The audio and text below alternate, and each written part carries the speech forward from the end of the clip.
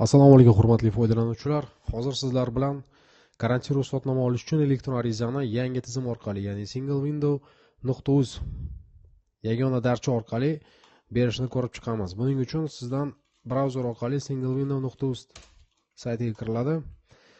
Kirganingizdan so'ng sizda yagona o'yin ochiladi. Tizimdan foydalanish uchun sizga ERI kaliti, ya'ni elektron raqamli imzo, boshqacha qilib aytganda CB kaliti kerak bo'ladi. Bu yerda o'zingizga qiziqtirgan savollar bilan tanishib chiqishingiz mumkin. Ma'lumotlar bu yerda ko'p.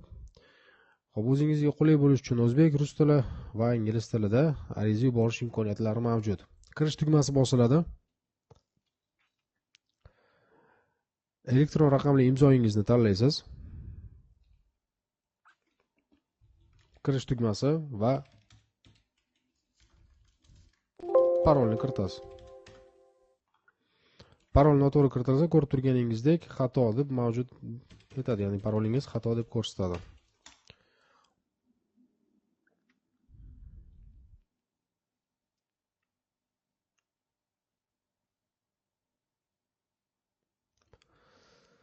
Kirganingizdan so'ng ariza taqdim etish tugmasi bosiladi.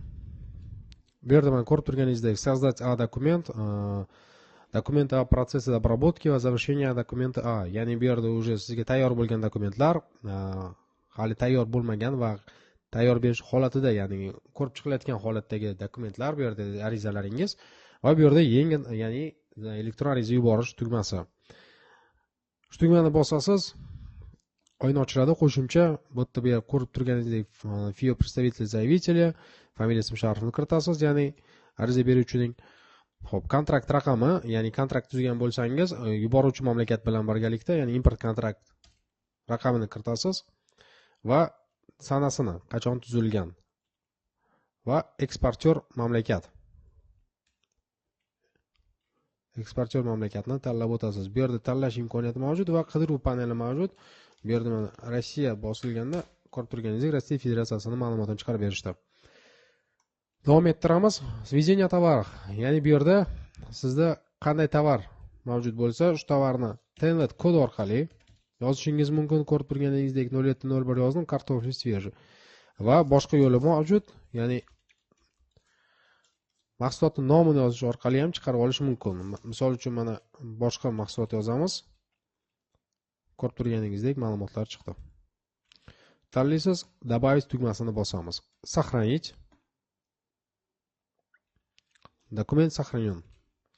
Davom ettiramiz. Mana ko'rib turganingizdek hozirgi ma'lumotlar, kiritgan ma'lumotlarimiz. Va bu yerdan заявление на сертификацию продукции standartdan so'ralgan. Bu yerda uzdav karantinga tegishli bo'lgani заявление на карантин разрешение физлица, ya'ni bu yerda jismoniy shaxs elektron raqamli imzosi bo'lganligi sababli fizlitsa chiqib turibdi. Aynan shu tugmani bosamiz. Bu yerda sozdать tugmasi. Agar ma'lumotlar, yuqoridagi ma'lumotlar, ya'ni o'zingiz bilan bir xil bo'lsa, identichniy заявитель tugmasi bosiladi. Yuqoridagi ma'lumotlar o'z-o'zidan pastga tushadi. Bu yerda pasport raqamini kiritasiz va pasport kim tomonidan berilgani. Bu yerda aynan jismoniy shaxs bo'lganligi uchun jismoniy shaxs ma'lumotlari so'ralyapti bu yerda. Yuridik shaxslarda aynan unday ma'lumotlar so'ralmaydi.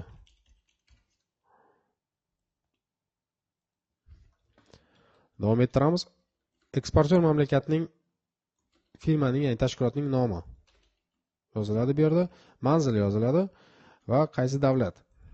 Biz bu yerda Rossiya tanlab o'tdik. Keling, Rossiyani tanlaymiz. Rossiya Federatsiyasi. Adres назначениyaga hech narsa yozilmaydi. Tranzit от va do bu yerlarga hech narsa yozib o'tirmaysiz va metod transportirovka, ya'ni qanday transport usuli orqali yuklaringizni olib o'tasiz. Aynan shuni tanlaysiz. Bu yerda keling, avtoni tanlaymiz. Bu yerda место растаможка груза, ya'ni mahsulotingizni qayerda rastlamoshka qildirtirasiz. Aynan shu postning nomini yozasiz. Misol uchun Arqbuloq.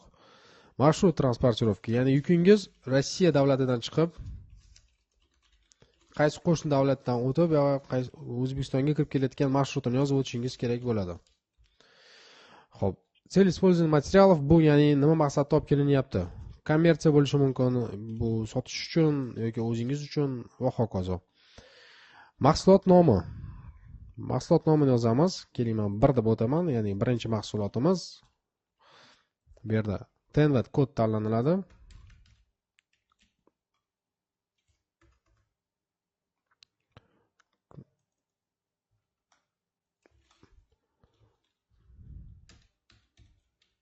Delik 210 kilogramm. Bu yerda nuqta qo'yiladi. Agar qandaydir qoldig'i bo'lsa, ya'ni qoldig'i bo'ladigan bo'lsa, nuqta belgisini qo'ygan holatda o'z nuqta ko'rib turibsiz, avtomatik tarzda ham chiqib turibdi. Ya'ni 210 kilogramm yoki 210 tonna yu 300 kilogramm deylik. Shunda bu yerda mana belgilar mavjud. Tonnani tanladim va добавить tugmasini bosasiz. Agar mahsulotingiz bir nechta mahsulotlardan iborat bo'lsa, xuddi shu narsani davom ettiramiz. Ya'ni mahsulot 2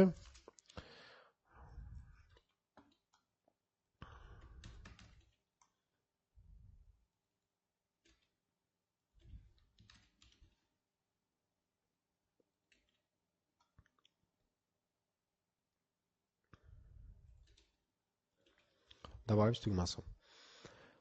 Bir marta yana ko'rib chiqasiz, hech qanday kamchiliklar mavjud bo'lmasa, bu yerda проверка на ошибку mavjud tugmasi va временно сохранить qilib, yani ko'rib turganingizdek, u saqlayapti.